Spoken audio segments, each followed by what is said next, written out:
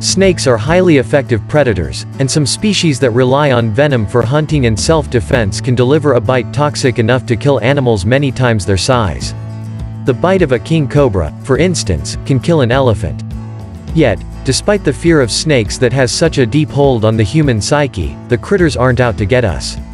Snakes don't attack people, says Luke Welton, collection manager in herpetology at the Kansas University Biodiversity Institute and Natural History Museum. They are most often startled or put in a situation where they feel the need to defend themselves, and they do so by the only means they have available: escape, musk, bite. It just so happens that the means these snakes have is venom. The lethality of venom is determined by a range of factors including toxicity, how much is delivered in a single bite, and where on the body a bite is sustained. But a common scientific measure is LD50, the minimum lethal dose needed to kill 50% of animals in laboratory testing. Based on that metric, and focusing specifically on intramuscular bites, those delivered directly into a prey animal's muscle, these are 10 of the most toxic venomous snakes on the planet.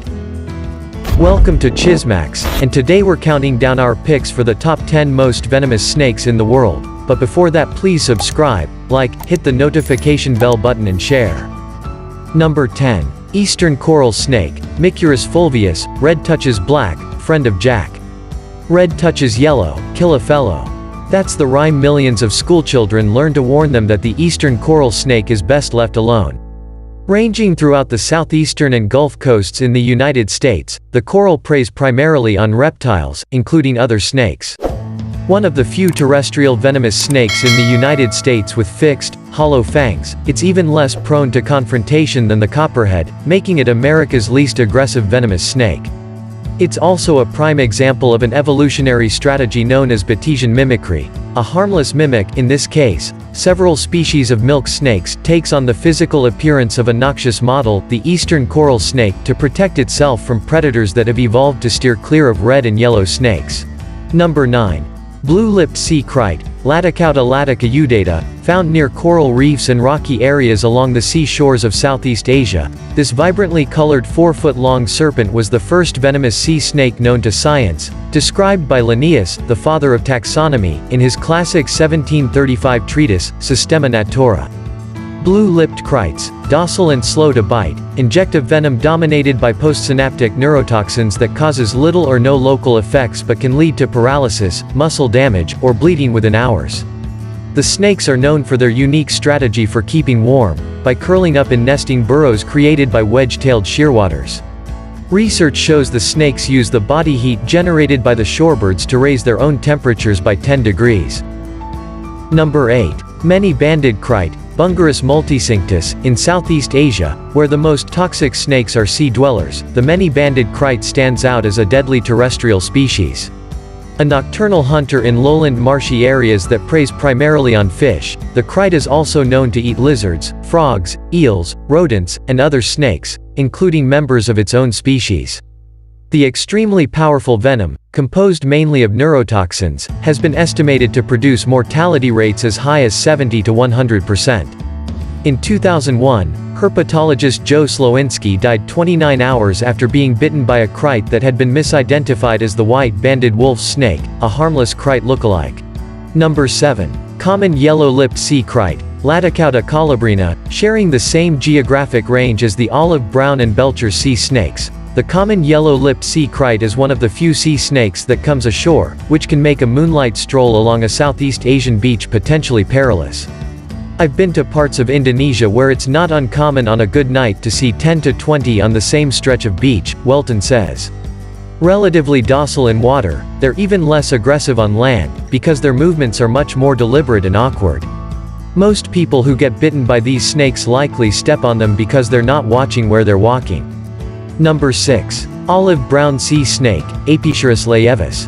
The most common sea snake on the northern Australian coast, the olive-brown can grow to 6.5 feet long and can spend 2 hours underwater before it needs to surface for a breath.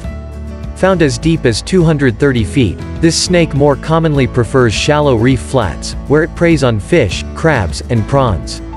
Like most sea snakes, it has a paddle tail that helps it swim, but the olive-brown's tail also has light-sensitive photoreceptors, which are thought to enable the snake to stay completely hidden to avoid predators.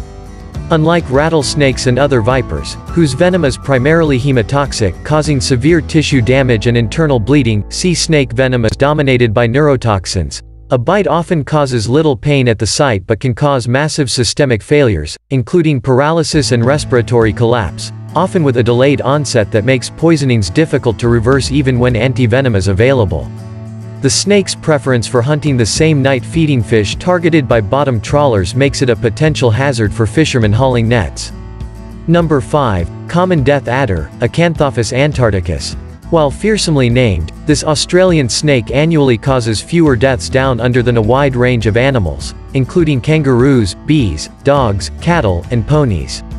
Considered a master of camouflage, this ambush predator covers itself with leaf litter and debris, then lies in wait on the forest floor for small mammals, birds, and amphibians, using its tail, which resembles a grub, as a lure.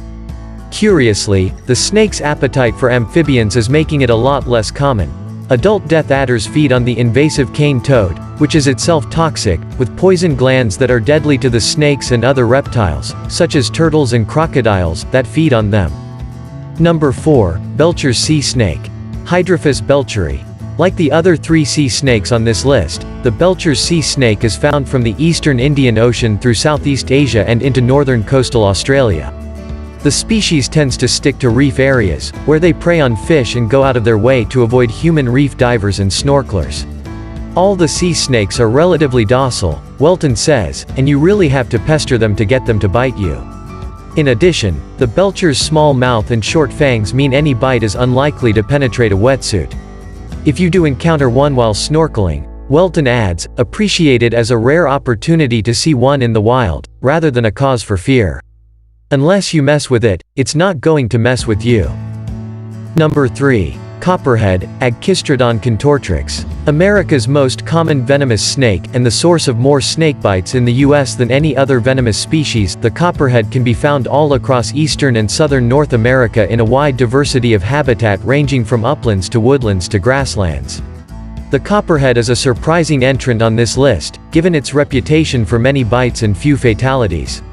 That might be explained by the relatively low volume of venom delivered in a typical strike. Young copperheads are wily hunters, wiggling their green-tipped tail to lure in small lizards and rodents. The neon tail tip disappears as they age. In confrontations with people, copperheads generally favor flight over fight. Number 2. Russell's viper, Daboia russeli, a notoriously bad-tempered snake. The Russell's viper is responsible for roughly half of the fatal snakebites in its geographic range. That's remarkable considering that its expansive distribution, from Southeast Asia to the Indian subcontinent and east to Taiwan, overlaps with krites, cobras, and several other noteworthy venomous snakes. The snake's cranky disposition and its focus on rats and lizards, which often live close to humans as favored prey, might account for this lethality. Another contributing factor is the extreme complexity of the snake's venom.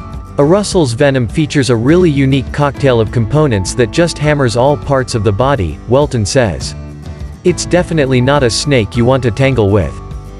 Number 1. Timber rattlesnake, Crotalus horridus, ranging from eastern North America to as far west as Texas, Oklahoma, and Kansas. The timber rattlesnake is the only rattler species in the populous northeastern United States and is considered endangered or threatened throughout much of that region.